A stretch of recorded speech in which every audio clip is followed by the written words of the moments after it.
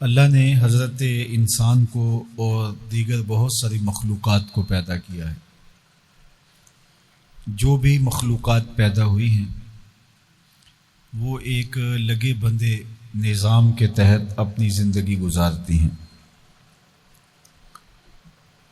جانور ہیں، حشرات الارض ہیں، پرندے ہیں، بہائم ہیں، چوپائے ہیں۔ تو جب وہ پیدا ہوتے ہیں تو انہوں نے مخصوص غذا لینی ہوتی ہے جو وہ تلاش کر لیتے ہیں، مخصوص ان کی رہن سہن ہے جو اطراف کا ماحول ان کو میسر آتا ہے تو وہ وہاں گزر اوقات کر لیتے ہیں۔ اکل و شرب اور اپنی جنسی خواہشات کی تکمیل یہ ان کا وظیفہ ہے، اور اس کے لیے جو ایک مخصوص نظام ہے اس کے تحت وہ وقت گزارتے ہیں، اور اس ایک طے شدہ اور متعین راستے پر ہی چل کے اپنی ساری زندگی بسر کر دیتے ہیں، اور وہ چیز ان کی فطرت میں، ان کی طبع میں ہوتی ہے۔ ان کے لیے کوئی کالج، کوئی ادارے، کوئی تربیتی نظم نہیں ہوتا کہ وہ سیکھتے ہیں شیر نے شکار کیسے کرنا ہے اور یہ ساری چیزیں، بلکہ ان کی فطرت کے اندر رکھا ہے۔ ان کے والدین اس کی تھوڑی مدد کر دیتے ہیں، اور وہ ان سے کچھ تھوڑا سا ان کے عمل کو دیکھ کر کے ایک ہمت پیدا کر لیتے ہیں، تو ان کی طبع میں ہے۔ حضرت انسان بھی ایک اللہ کی مخلوق ہے باقی مخلوقات کی طرح، لیکن اس کا نظام، اس کی عقل، اس کے شعور، اس کے فہم اور جس ماحول میں پیدا ہوا ہے اس ماحول کی تربیت کی مطابقت کے اندر نشو و نما پاتا ہے۔ ایک جنگل میں پیدا ہونے والا اور ایک متمدن ماحول میں پیدا ہونے والا، دونوں کے وظائف حیات اور دونوں کا طریقہ اور رہن سہن مختلف ہوتا ہے۔ اسی طرح ایک کافرانہ نظام میں نشو و نما پانے والا اور ایک اسلامی تہذیب میں نشو و نما پانے والا، دونوں کی عادات، خصلتیں اور ان کی ترجیحات الگ ہوتی ہیں۔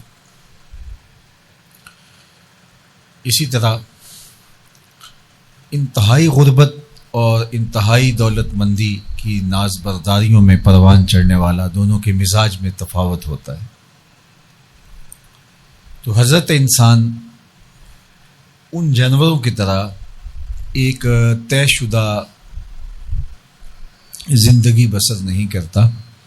بلکہ وہ یہاں آ کر کے سیکھتا ہے،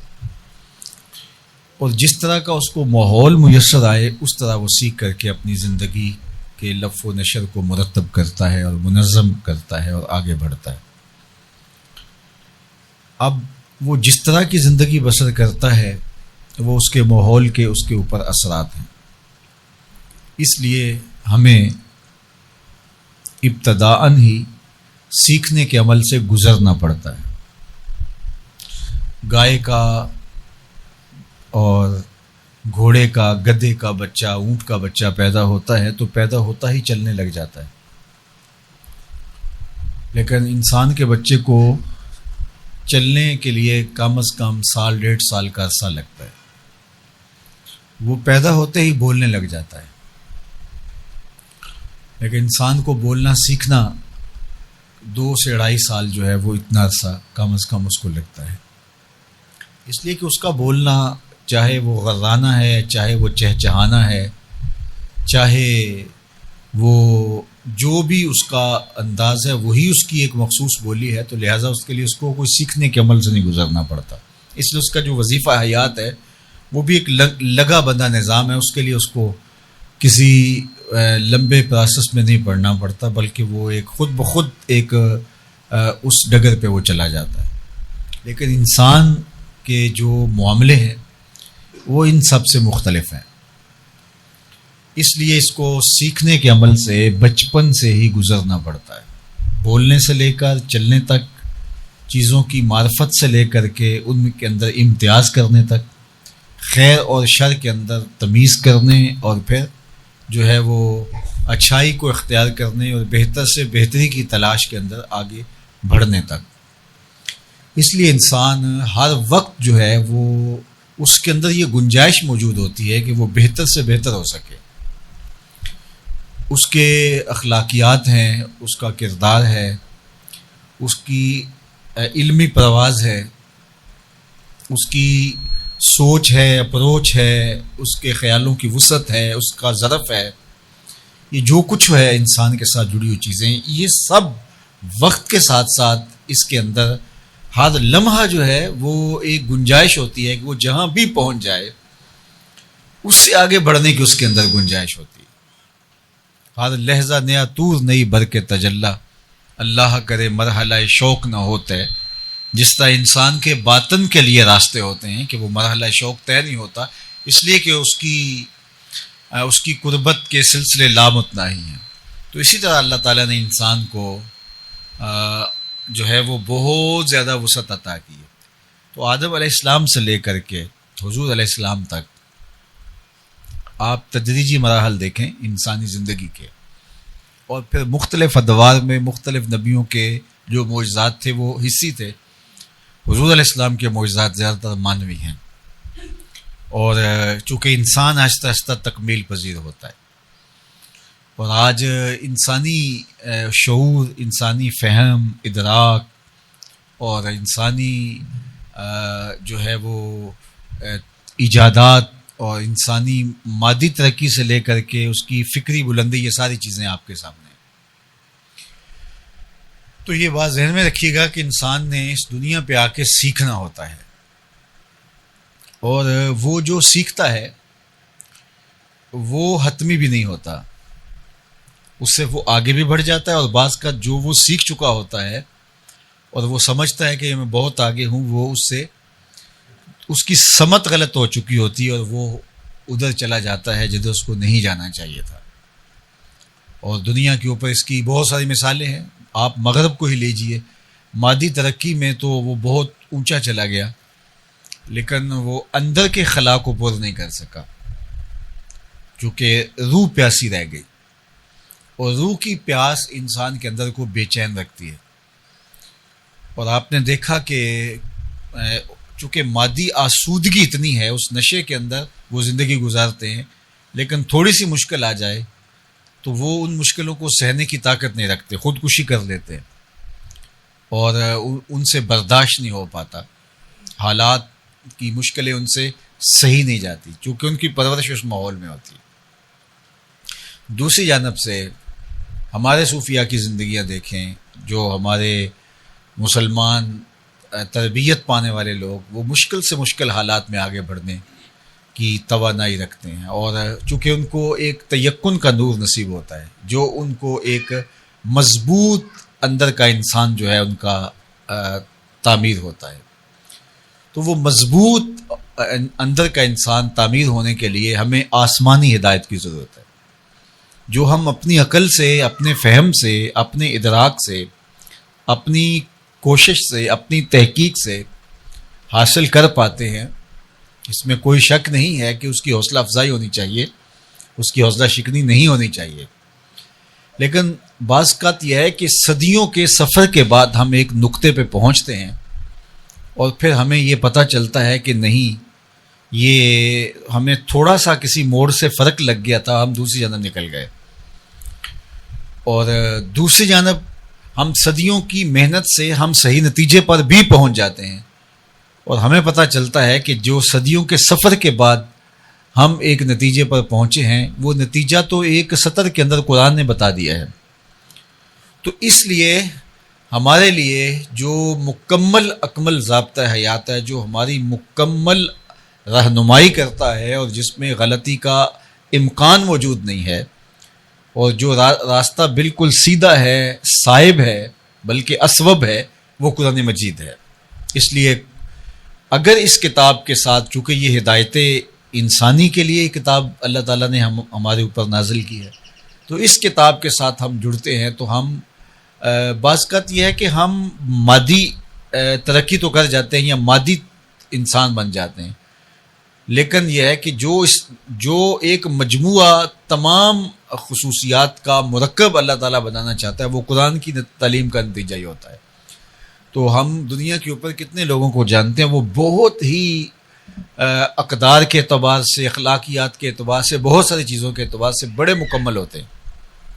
لیکن دوسرے پہلو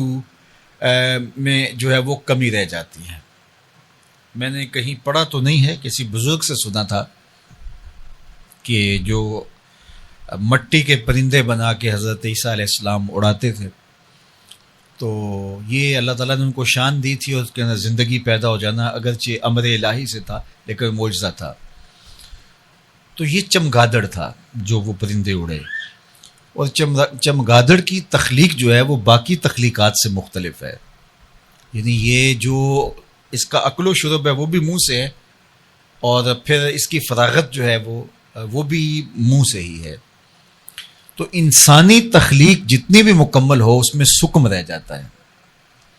اور دوسری جانب جو اللہ کی تخلیق ہے وہ ہر اعتبار سے کامل، مکمل اور اکمل ہوتی ہے۔ اس لیے ہم اپنے لیے جو طریقہ وضع کرتے ہیں اقدار، اخلاقیات کا جو بھی، اور اس میں کچھ پہلو تو واقعہ ہی ہم انتہا کو پہنچ جاتے ہیں، لیکن کچھ پہلو ایسے ہوتے ہیں کہ جہاں ہم سمجھتے ہیں کہ اس پہلو کو نظر انداز ہونے کی وجہ سے ایک بہت ساری چیز رہ گئی، تو پھر مکمل، کامل، اکمل اور اقوم راستہ وہی ہوگا جو ہمارے خالق کی طرف سے ہمیں عطا کیا گیا ہوگا، ودیعت کیا ہوگا، اور وہ قرآن مجید ہے۔ ان ھذا القرآن یہدی للتی ہی اقوم۔ تو پھر ہمارے اوپر لازم اور ضروری ٹھہرا کہ ہم اس کتاب کو عملی شکل کے اندر جو ہے وہ اپنی زندگی کا حصہ بنائیں، اور میرے اور آپ کے آقا و مولا حضور ختمی المرتبت صلی اللہ علیہ وآلہ وسلم انسان کامل ہیں بلکہ انسان اکمل ہیں، اور انسان اکمل بننے کے لیے جو نصاب ہے، جو تھیوری تھی جس کا پریکٹیکل حضور کا وجود ہے، وہ قرآن مجید ہے، اور ام المومنین نے اس کو 2 لفظوں کے اندر بند کر دیا، کان خلقہ القرآن۔ جب آپ سے پوچھا گیا حضور کی سیرت کے حوالے سے تو انہوں نے کہا کہ آپ قرآن مجید اٹھا کے دیکھ لیجئے، اور پھر اس کا عکس جمیل دیکھنا ہے، اس کی عملی صورت اور تعبیر دیکھنی ہے، تو وہ ذات رسالت مآب صلی اللہ علیہ وسلم کا وجود ہے۔ تو تحقیق، جستجو، یہ ساری چیزیں، یہ دروازے بند نہیں ہونے چاہیے، لیکن ہمیں قرآن مجید کے ساتھ اپنے آپ کو اس طرح جوڑنا چاہیے اور کھلی آنکھوں سے اس کو پڑھنا چاہیے، اور مکمل تیقن کے ساتھ اس کے بتائے ہوئے اسلوب کے مطابق زندگی گزارنی چاہیے۔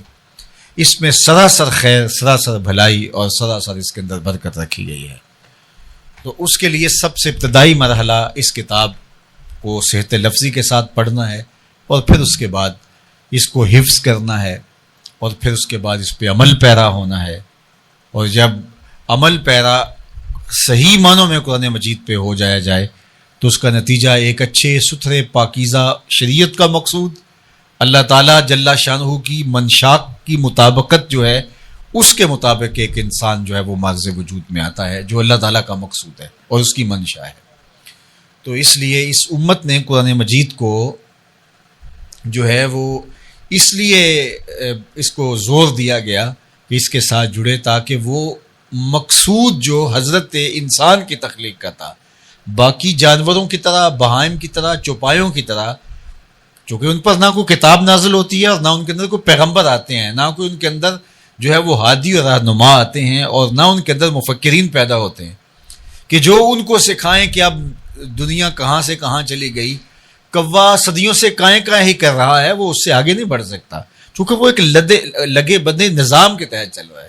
شیر کا جو وظیفہ آج سے جو ہے وہ ہزاروں سال پہلے تھا،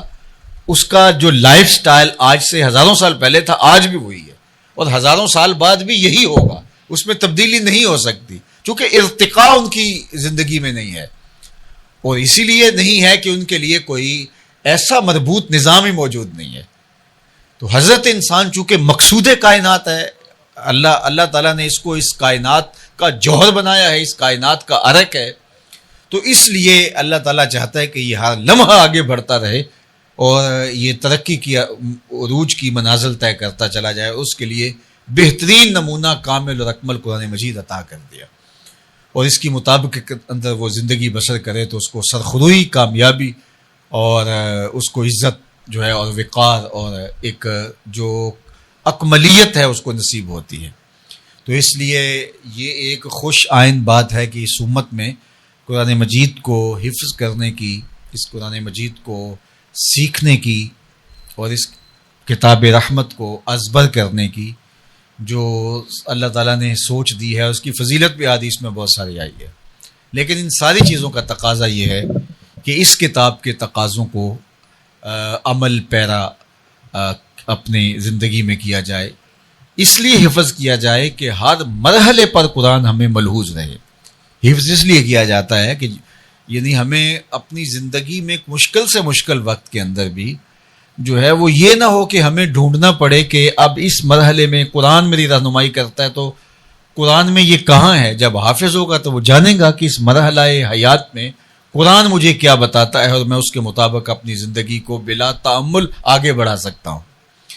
تو حفظ کے بعد اپنی زندگی کو عمل کے ساتھ ہم آہنگ کرنا ہوتا ہے اور عمل کے ساتھ ہم آغوش کرنا ہوتا ہے۔ تو میں اس لیے دعا کروں گا کہ اللہ تعالیٰ جل شانہ ہمیں اس کتاب کے ساتھ نہ صرف جڑنے بلکہ جڑے رہنے کی، اس کتاب کے ساتھ نہ صرف اعتقادی تعلق بلکہ اس کے ساتھ عملی ربط، اور اس کتاب کے ساتھ نہ صرف عقیدت کا رشتہ بلکہ اس کتاب کے ساتھ جو ہے وہ ہمارا عمل کا رشتہ مستحکم اور مضبوط ہو۔ اور اقبال نے کہا تھا گر تو می خواہی مسلمہ زیستن نیست ممکن جز بقرآن زیستن، اگر تو ایک مومنانہ زندگی کا تصور لیے ہوئے بیٹھا ہے اور چاہتا ہے کہ میں مومن بن کے جیوں اور جو شریعت نے مجھے میرے سے تقاضا کیا ہے، تو کہا قرآن کے بغیر تو پھر نہیں جی سکتا۔ تو یہ قرآن جو ہے وہ تیری زندگی کے ساتھ اس طرح جڑا ہوا ہے کہ تجھے ہر لہجہ، ہر لمحہ، ہر ساتھ تیری رہنمائی کرتا ہے اور تیری ضرورت کی مکمل کفیل ہے، اور کوئی بھی موقع زندگی کا ایسا نہیں ہے جس میں قرآن تجھے مکمل رہنمائی نہ فراہم کر رہا ہو۔ تو اس لیے مجھے اور آپ کو اس پاکیزہ کتاب کے ساتھ اپنے آپ کو جوڑنا ہوگا۔ یہ مشکل نہیں ہے۔ اللہ نے حضرت انسان کے لیے جو ضابطہ بنایا ہے وہ ضابطہ جو ہے وہ آسان ضابطہ رکھا گیا ہے، چونکہ انسان کو ڈیزائن اس نے کیا ہے، اور جب اس نے ڈیزائن کیا ہے تو اس کو کس طرح پھر ورکنگ کرنی ہے وہ وہی جانتا ہے۔ اصل ایک چیز پڑی رہے اور وہ جو ہے وہ اس کو زنگ لگ جاتا ہے، تو اس کو جب آپ شروع کرتے ہیں، اس کو جب چلاتے ہیں تو وہ بہت زیادہ مسئلہ ہوتا ہے۔ تو کوئی یہ سمجھے کہ شاید جو اس کو ورک دیا جا رہا ہے، کام دیا جا رہا ہے، وہ مشکل ہے، وہ مشکل نہیں، بلکہ اس کے آزاد زنگ آلود ہو گئے ہوئے۔ تو ہم ایک اپنی خواہش نفس کی زندگی گزار کے اپنے آپ کو ایسا بنا لیا ہے کہ ہمیں ایسے لگتا ہے جس طرح قرآن پہ چلنا مشکل ہے۔ تو قرآن پہ چلنا مشکل نہیں ہے، ہم خود خراب ہو گئے ہوئے ہیں۔ تو جب ہم خود خراب ہو گئے تو ہمارے جو ہے وہ اعضاء جو ہیں باطنی اعضاء وہ لگتا ہے کہ مطابقت میں نہیں ہے، ورنہ جس نے اس بدن کو، اس جسم کو، ہمارے مزاج کو، ہمارے رجحانات کو جو ہے وہ تخلیق کیا ہے، اس نے ہی اس کی ضرورت کے لیے ہمیں ضابطہ دیا ہے، اور وہ ضابطہ کبھی بھی مشکل نہیں ہوگا، وہ ضابطہ آسان ہوگا۔ تو اس لیے وہ بند پڑی رہی مشینری کی وجہ سے جو یہ لگتا ہے کہ یہ مشکل ہے، لیکن مشکل نہیں ہے۔ تو اقبال نے کہا کہ اگر تو جینا چاہے، اگر تو چلنا ہی ہے، اگر یوں بند نہیں پڑا رہنا اور مسلمان بن کے تو زندگی گزارنا چاہتا ہے، تو تیرے لیے قرآن جیسا کوئی ضابطہ نہیں، نہ قرآن سے بہتر، نہ قرآن کے برابر۔ تو قرآن ہی تیری زندگی کا بہترین ضابطہ ہے، اور اس کے مطابقت کے اندر تو اپنی زندگی بسر کر سکتا ہے، اور یہ تیرے لیے مشکل نہیں ہے، آسان ہے۔ خود قرآن نے ایک موقع پہ کہا وَلَقَدْ يَسَّرْنَا الْقُرْآنَ لِلذِّكْرِ فَهَلْ مِن مُدَّكِرٍ، ہم نے اس کو نصیحت کے لیے آسان کیا ہے، کوئی مشکل نہیں بنایا ہم نے۔ کوئی ہے جو اس سے نصیحت حاصل کرے؟ ہم نے اس کو مشکل کیا ہی نہیں ہے، چونکہ یہ ہدایت انسانی کے لیے ہے اور انسان کی ضرورت کے لیے ہے۔ تو یہ بہت ایک آسان فہم طریقہ مسلوکہ ہے، ایک راستہ ہے جس راستے پہ چل کر ہم اپنی زندگی کو خوشگوار بنا سکتے ہیں۔ لیکن ہم خود ہی جب چلنا نہیں چاہیں گے تو پھر نتیجہ یہی ہوگا جو اس وقت پوری امت کا ہے۔ تو سچی بات تو یہ ہے کہ امت جمود کا شکار ہے، امت تعطل کا شکار ہے. امت جو ہے وہ بالکل اس کے باطنی اعضاء کو زنگ لگ چکا ہے، اور اتنی قیمتی مشینری جو ہے جو رب نے بنائی ہے، اور پھر اس کے لیے جو نظام عمل ہے وہ بھی موجود ہے، لیکن یہ زنگ شدہ مشینری جو ہے یہ چلنے کے لیے تیار نہیں ہے، اور اس کے نتیجے کے اندر پھر جو ہے وہ آج ہماری جو حالت ہے وہ ہمارے سامنے ہے. تو آج بھی ہم اگر اس کتاب پہ آ جائیں، تھوڑے دن ہمارے لیے مشکل ضرور ہوگی، لیکن یہ کتاب ہمیں تسکین قلب بھی عطا کرتی ہے، اور یہ راستہ بھی سیدھا بھی ہے. صراط مستقیم بھی اس کو کہا گیا ہے جو یہ قرآن دکھاتا ہے، اقوم بھی کہا گیا ہے. اس کے اندر کوئی عوج نہیں، کوئی ٹیڑھا پن نہیں ہے، اور ہے بھی یہ قول فیصل. کوئی ایسی نہیں ہے کہ کوئی چیز برس ہا برس کے تجربے کے بعد پتہ چلے وہ نہیں ایسے چلنا چاہیے تھا. یہ طے شدہ ایک مربوط نظام ہے جو ہمارے خالق نے، جس نے ہمیں تخلیق کیا ہے، اس نے ہمیں یہ عطا کیا ہے زندگی گزارنے کا نسخہ، اور اس کے مطابق زندگی گزار کر کے سرخرو، کامیاب اور بامراد زندگی گزار سکتے ہیں. اور اگر ہم اس کتاب کو چھوڑیں گے تو پھر نتیجہ وہی ہوگا جو ہمارا ہے. اور اس امت کا المیہ یہی ہے کہ اس نے اتنا بڑا لاہے عمل، اتنا بڑا مربوط نظام، اتنا بڑا منظم سسٹم جو ہے اس کو اس نے چھوڑ دیا، اور پھر نتیجہ آج جو ہے وہ قسم پرسی ہے، ادبار ہے، پستی ہے، ذبو حالی ہے، زوال ہے، رسوائی ہے، اور جو کچھ ہے وہ آپ کے سامنے ہے. تو اللہ تعالی ہمیں سعادت مندی کے یہ لمحے عطا کیے ہیں. اللہ ہماری نسلوں کو بھی، آنے والی نسلوں کو بھی اس قرآن کے ساتھ جوڑے، اس قرآن کی تلاوت کے ساتھ، اس قرآن مجید کے حفظ کے ساتھ، اس کے معانی و مطالب کے فہم کے ساتھ، اور اس پر عمل کے ساتھ.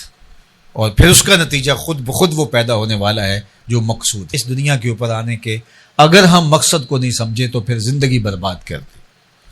وہ آئے اور آ کے چلے گئے. یہ کھانے پینے سونے جاگنے کے لیے تو چڑیا بھی، کوا بھی اور باقی جانور بھی جی رہے ہیں. ہم اشرف المخلوقات کس کے لیے ہیں اگر ہمارا وظیفہ یات وہی ہے جو ایک چونٹی کا ہے، جو ایک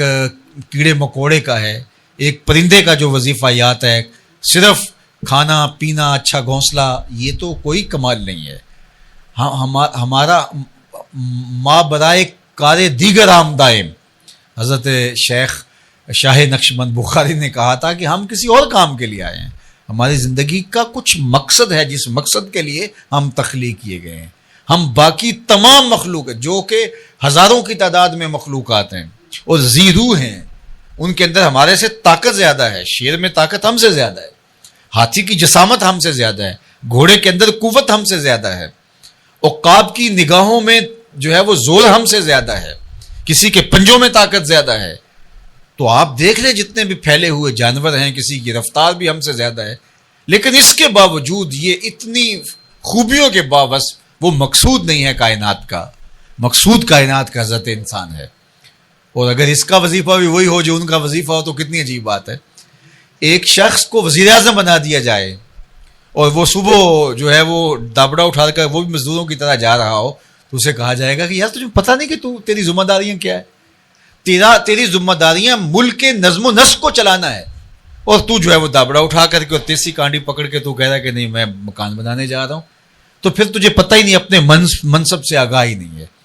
تو اس کو اللہ تعالیٰ نے اشرف المخلوقات، نائب الہی، خلیفۃ اللہ فی الارض بنایا تھا. اور اس کا یہ سمجھتا ہے کہ میں نے روٹی کمانی ہے، اور میں نے جو ہے وہ اچھا گھر بنانا ہے، میں نے اچھے کپڑے بنانے ہیں، اور یہ اللہ دے گا، اس کا اللہ کا وعدہ ہے، اور اللہ کے وعدے سچے ہیں. اور اس کے لیے اس کو کچھ محنت، کچھ وقت دینا جو ہے وہ ضروری ہے. لیکن جو اس کا مقصد حیات ہے وہ نائب الہی ہے، تو پھر نائب الہی ہے تو پھر تخلقوا باخلاق اللہ، تو وہ پھر صفتیں اس کے اندر پیدا کرنا ہوں گی. جس کا نائب ہے اس کی صفات کا پھر اسے عکس بننا پڑے گا. عکس جمال کبریا اس کو بننا پڑے گا. کیوں؟ اس لیے کہ یہ نائب الہی ہے. جب یہ نائب الہی ہے، جب یہ ذل الہی ہے، جب اللہ کی رحمتوں کا روپ ہے، اس کی رحمتوں کا سایہ ہے، تو پھر جب وہ نائب ہے اس کا، تو پھر اس کی صفات کا عکس اس کے وجود سے دکھائی دے. اور وہ پیدا کرنے کے لیے وہ کہے میں کیسے پیدا کروں، اللہ نے وہ نظام دیا ہے اور قرآن مجید عطا کیا ہے. اور اس کو لے کر کے بیٹھ جائے، روز ایک رکوع روز تلاوت کرے اور دیکھے کہ اس میں میرے رب نے مجھ سے کس بات کا تقاضا کیا ہے، جن خوبیوں کا تقاضا مجھ سے ان 10 آیات میں کیا ہے، کیا وہ میرے اندر موجود ہیں؟ وہ شروع کر دے اور اپنے اندر وہ پیدا کرنے شروع کر دے، عزم مصمم کر دے، تو وہ دیکھنا کہ مہینوں اشروں کے اندر اس کی ذات کس طرح مکمل ہونا شروع ہو جائے گی اور وہ واقعتاً اس مسند پہ آ جائے گا۔ لیکن جب یہ اس کی طلب اس کو نہیں ہوگی تو طلب کے بغیر تو ماں بھی بیٹے کو دودھ نہیں دیتی، جب بیٹا روتا ہے تو تب ماں کی چھاتی میں جوش آتا ہے۔ تو اللہ جل شانہ کی نیابت کوئی چھوٹا انعام ہے، کوئی چھوٹی بات ہے اس کی نیابت، لیکن ہماری ترجیحات ہی وہ نہیں ہوگی، ہماری خواہش تک وہ نہیں ہوگی، اور اس منصب کو حاصل کرنے کے لیے جو ایثار اور جو قربانی ہمیں دینا پڑے گی وہی نہیں ہوگی، ہماری سوچ اور فکر کی وہ بلندی تک نہیں ہوگی، تو پھر نتیجہ کیا ہوگا؟ پھر وہی ہوگا جو نتیجہ ہمارے سامنے ہے۔ اس لیے ہم اگر چاہیں کہ اللہ کی قربت حاصل کریں اور واقعتاً اس کے نائب بن کے دکھائیں، تو پھر ہمیں یہ مربوط منظم نصاب ہے ہمارے پاس، اس کے مطابق اپنی زندگی کو ڈھال لیں، تو پھر جو ہے وہ کوئی وجہ نہیں ہے کہ یہ کتاب ہماری زندگیوں کو نہ بدل دے۔ بلکہ اقبال نے تو کہا تھا، فاش می گوئم آنکھ در دل مزمرست، این کتاب نیز چیز دیگرست۔ اگر میں کھل کے کہہ دوں جو میرے سینے کے اندر موجود ہے تو سن لے، یہ کتاب نہیں ہے، یہ کوئی اور ہی شے ہے۔ یہ زندگیوں کے اندر ایسے حرارت اور بجلی بھر دیتی ہے، اور اس کتاب کے ساتھ ایسے اجالے ہوتے ہیں، اندر کی ظلمتیں مٹ جاتی ہیں، خیر اور نور کے چشمے پھوٹنے لگتے ہیں اندر سے، اور باطن جو ہے وہ اجالوں اور روشنیوں کا منبع و مصدر بن جاتا ہے اس کتاب کے ساتھ جڑنے سے۔ پھر خیر ہی خیر ہوتی ہے، اور وہ بندہ جو ہے وہ اقبال نے جو کہا تھا سراپا طور ہو جاتا ہے، اس کا جو وہ بدن ہے یہ سراپا طور بھی ہو جاتا ہے اور سراپا نور بھی ہو جاتا ہے، چونکہ پھر یہ محبت نوار الہی ہوتا ہے، اور پھر یہاں روشنیاں ہی روشنیاں پھوٹتی ہیں۔ پھر ایسا بندہ جہاں سے گزر جائے وہاں بھی روشنیاں پھیلنا شروع ہو جاتی ہے، وہاں بھی دودھ بٹنا شروع ہو جاتا ہے۔ پھر لازمی نہیں کہ وہ 6 گھنٹے کی تقریر کرے تو کچھ چیز لوگوں تک منتقل ہو، پھر اس کا وجود ہی لوگوں کے لیے ایک توانائی، ایک حرارت اور ایک قوت کا جو ہے وہ پیغام ہوتا ہے۔ تو اس لیے ہمیں اس کتاب کے ساتھ اپنے آپ کو کمایا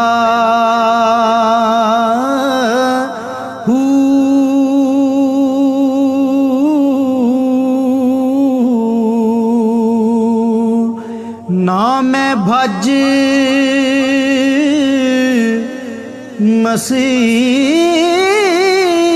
مسیتی وڑیا نا تسبہ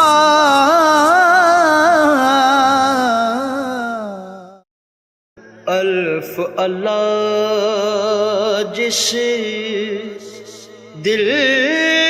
بر ہووے، الف اللہ جس دل بر ہووے، منہ زردی لہو اکھیاں رو دے، جس اپنے تو ننے سے مہین سے بیج میں جو گلاب کا بیج ہے اس کے اندر خوشبو بھی ہے، اس بیج کے اندر پتیاں بھی ہیں، اس بیج کے اندر شاخیں بھی ہیں، سبز پتے بھی ہیں، سرخ پتیاں بھی ہیں، لیکن پھاڑ کے دیکھیں تو آپ کو کچھ بھی نہیں ملے گا۔ لیکن جب وہ زمین میں رکھیں گے، اگے گا، تو یہ ساری چیزیں ظہور پذیر ہوں گی۔ اس طرح اللہ تعالیٰ نے ہمارے سینے کے اندر جو ہے وہ جو دل رکھا ہے، یہ تخم ہے، اس کو اگر ہم آبیاری اس کی کرتے ہیں اور اللہ کی محبت کی کونپلیں اس سے پھوٹتی ہیں تو پھر اس کو برگ و بار نصیب ہوتا ہے، اس کو پھل نصیب ہوتا ہے، ورنہ یہ چمڑے کے تھیلے کے اندر پڑا پڑا ایک دن مر جاتا ہے۔ اب دیکھیے، ایمان بہت بڑی دولت ہے اور بہت قیمتی اثاثہ ہے، اور اس کا حظ نصیب ہونا یعنی اس کا پھل ملنے لگ جانا، اس کا ذائقہ، اس کی تراوت اور اس کے ثمرات نصیب ہونے لگ جانا، یہ بہت بڑی بات ہے۔ یعنی ایمان سینے میں موجود ہے، اور اس ایمان کی روشنی، اس ایمان کے ثمرے، اس ایمان کی خوشبو، اس ایمان کی لذات اور اس ایمان کے ثمرات نصیب ہونا شروع ہو جائیں۔ یہ بہت بڑی بات ہے، جس سے مومن تو ہواؤں میں اڑتا ہے، چرخ پہ جھولنے لگتا ہے، اس کے زمین پہ پاؤں نہیں لگتے، یہ جب اس کو محسوس ہوتا ہے کہ میرے ایمان کی کیفیت کیا ہے۔ جس طرح حضرت حارثہ حضور کی خدمت میں حاضر ہوئے تو فرمایا کیف اصبحت، بتاؤ تم نے صبح کس حال میں کی؟ تو انہوں نے کہا حضور میں نے حالت ایمان میں کی ہے۔ تو فرمایا ہر دعوے کی کوئی دلیل ہوتی ہے، تو تمہارا یہ دعویٰ کہ میں نے صبح حالت ایمان میں کی ہے، اس دعوے کی تمہارے پاس دلیل کیا ہے؟ تو حضرت حارثہ نے کہا کہ رأیت عرش ربی بارزاً، میں اللہ کے عرش کو یوں دیکھ رہا ہوں جس طرح دن چڑھا ہوا ہے، میری نظروں سے کچھ پوشیدہ نہیں۔ اللہ اکبر۔ تو یہ ان کی کیفیت تھی۔ تو پھر مومن جب ایمان کی لذات سے بہراور ہوتا ہے، اس کی کیفیت سے مالا مال ہوتا ہے، اس ایمان کا ثمرہ اس کو ملتا ہے، اس کی لذات اور اس کی حلاوت جو حدیث میں بیان فرمائی گئی ہے اس کو نصیب ہوتی ہے، تو پھر تو وہ ایک ایسے خوشگوار ماحول میں ہوتا ہے، ایسی لذات ہوتی ہے کہ وہ دنیا میں جنت کا مزہ لے رہا ہوتا ہے۔ لیکن یہ اتنا آسان نہیں ہے، اس کے لیے 3 شرطیں رکھی گئی ہیں۔ سب سے پہلی شرط یہ رکھی گئی ہے کہ ایمان کی حلاوت اور لذت اس کو نصیب ہی تب ہوگی جب اس کو اللہ اور اس کے رسول کائنات میں سب سے زیادہ محبوب ہوں گے۔ اور یہ صرف زبان کا عمل نہیں ہے، یہ اپنے رویے سے اور اپنے طرز زندگی سے ہمیں ثابت کرنا ہوگا۔ اور دوسری بات ارشاد فرمائی کہ اس کے لیے معیار جو ہے وہ اللہ اس کے رسول کی محبت ہو۔ وہ کسی سے بھی محبت کرتا ہو تو اس لیے کہ اللہ جل شانہ نے اس سے محبت کا حکم دیا، یہ رب سے نیڑے ہے، یہ رب سے قربت رکھتا ہے، اور شرعاً اس کی محبت میرے اوپر واجب، لازم،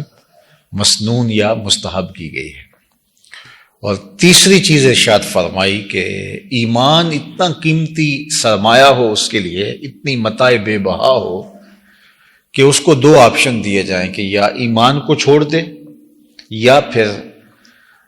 اس جلتی ہوئی آگ کے اندر تجھے پکڑ کے ڈال دیا جائے گا، ان 2 میں سے کس کو اختیار کرے گا؟ تو وہ بغیر سوچے سمجھے کہے کہ مجھے آگ میں ڈال دو، میرے لیے یہ آسان ہے، لیکن ایمان چھوڑنا میرے لیے آسان نہیں ہے۔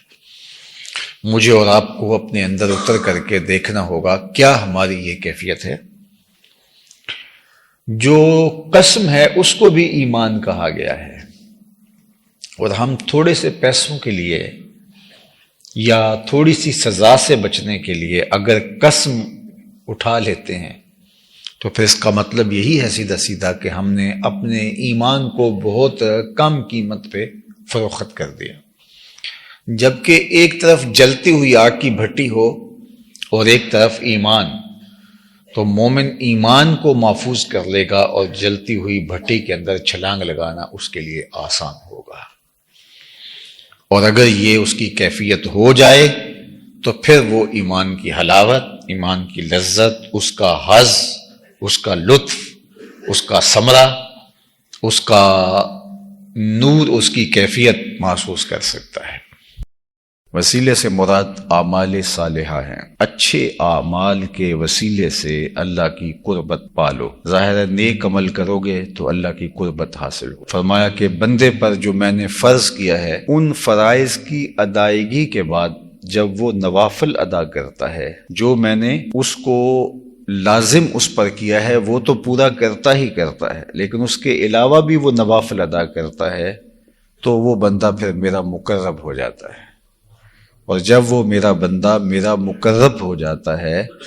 تو میں اس کی آنکھیں بن جاتا ہوں جس سے وہ دیکھتا ہے، اس کے کان بن جاتا ہوں جس سے وہ سنتا ہے۔ اللہ اکبر۔ تو اللہ اس کے اندر خاص طاقتیں پیدا فرما دیتا۔ تو کثرت نوافل، اعمال صالحہ، یہ وہ چیزیں ہیں کہ جن کے ذریعے اللہ کی قربت حاصل کی جا سکتی ہے۔ بنی اسرائیل میں 3 لوگ پھنس گئے تھے غار میں، تفصیل موجود ہے کتب احادیث میں، اور بارش کی شدت تھی، تیز آندھی تھی، تو وہ بچنے کے لیے غار میں پناہ لینے کے لیے داخل ہوئے تو اوپر سے کوئی بہت بڑا بھاری پتھر آ کے غار کے دروازے کے آگے ٹک گیا، روشنی بھی بند ہو گئی، ہوا بھی بند ہو گئی، تو سانسیں بھی مشکل سے چل رہی تھی۔ تو انہوں نے کہا کہ اس مشکل ویلے میں اپنے اعمال کے وسیلے سے اللہ سے دعا مانگو۔ تو ایک نے کہا کہ میرے مالک، میں اپنے ماں باپ کے لیے جب باہر سے بکریاں لے کے جاتا تھا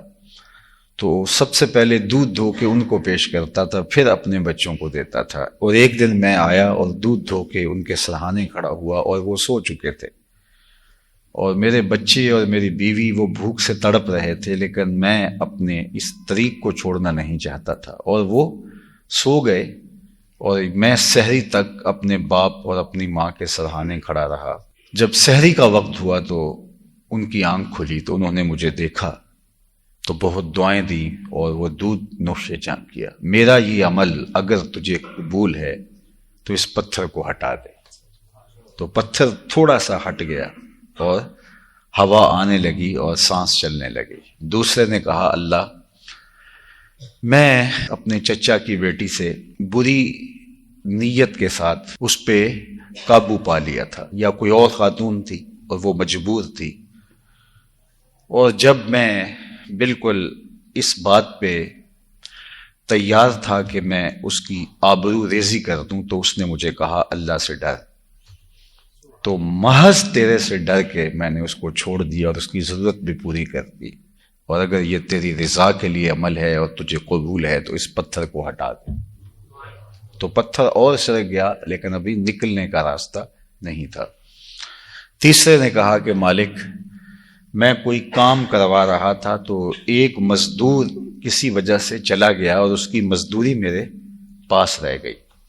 میں نے اس کو بہت ڈھونڈا، لیکن بہت زیادہ ڈھونڈنے کے باوجود وہ مزدور مجھے نہیں ملا۔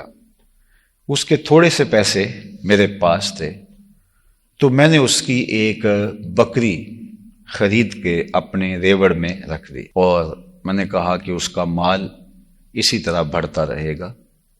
اور مدتیں بیت گئیں، اس بکری نے بچے دیے، پھر اس نے بچے دیے، پھر اس کی آگے نسل چلی، حتیٰ کہ وہ بھی ایک ریوڑ بن گیا۔ ایک عرصہ کے بعد، سالوں کے بعد وہ گزرا اور اس کو یاد آیا، تو اس نے کہا کہ میری تمہارے پاس مزدوری ہے۔ تو میں نے کہا بالکل ہے، یہ جو ریوڑ ہے یہ تمہارا ہے۔ تو اس نے کہا مجھ سے مذاق تو نہ کرو۔ تو میں نے کہا نہیں، یہ تمہارا ہے، میں نے تمہاری مزدوری کو کام پہ لگایا تھا اور آج یہ ایک ریوڑ کی شکل میں ہے۔ تو میں نے اس کا شکریہ بھی ادا کیا اور وہ ریوڑ اس کے سپرد کیا۔ یہ عمل اگر تیری رضا کے لیے تھا تو اللہ اس پتھر کو ہٹا دے۔ تو وہ پتھر پیچھے ہٹ گیا اور یہ تینوں لوگ غار سے باہر آ گئے۔ صحیح حدیث ہے، بنی اسرائیل کے حضور نے واقعہ بیان فرمایا۔ تو یہ عمل کے ذریعے سے اللہ کی قربت اور اللہ تعالیٰ کے حضور دعاؤں کی قبولیت کا ذریعہ ہے۔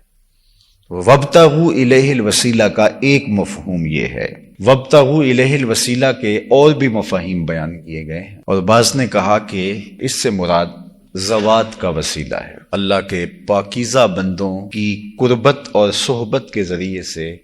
اللہ جل شانہ تک رسائی حاصل کرنا، یہ ہے اس سے مراد۔ بنی اسرائیل کے اندر جس شخص نے 99 قتل کیے تھے، اور پھر وہ ایک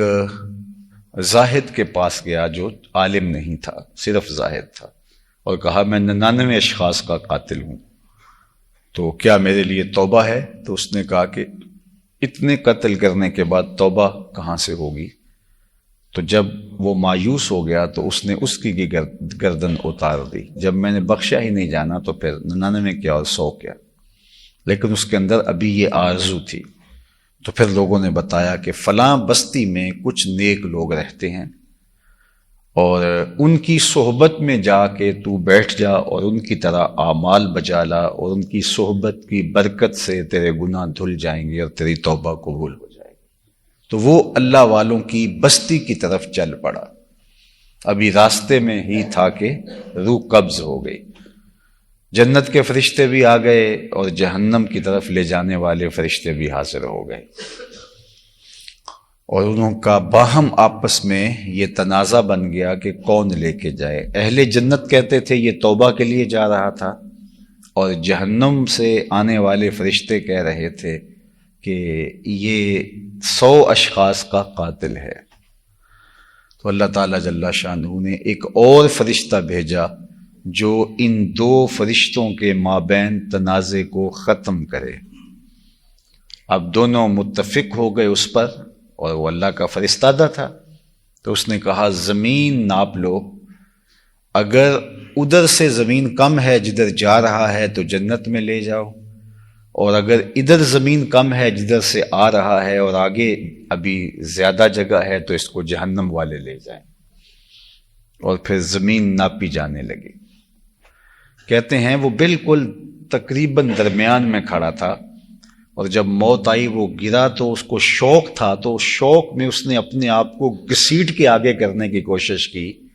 تو ایک بالشت آگے بڑھ گیا تھا، تو اس وجہ سے اس کی بخشش فرما دی گئی، اس کو جنت والے لے گئے۔ تو یہ صحیح حدیث ہے۔ اللہ تعالیٰ بھیجتا ہی ان فرشتوں کو جن کا وہ ہے، لیکن جنت والے بھی آ گئے، جہنم والے بھی آ گئے، فرشتہ فیصلہ کرنے آ گیا۔ یہ سب اہتمام کیوں تھا؟ پھر یہ ناپو، یہ ناپو، یہ فیصلہ ہوگا، یہ دنیا کو بتلانا مقصود تھا کہ جہاں اللہ کے بندے بستے ہوں اس بستی کی طرف رخ کرنے سے بھی برکتیں نصیب ہوتی۔ تو وابتغوا الیہ الوسیلہ سے مراد صالحین کی صحبت کے ذریعے سے، ان کے پاس بیٹھ کر کے ذکر اذکار کے ذریعے سے، اللہ کی یاد کے ذریعے سے، ان کی صحبت کا نور پا کے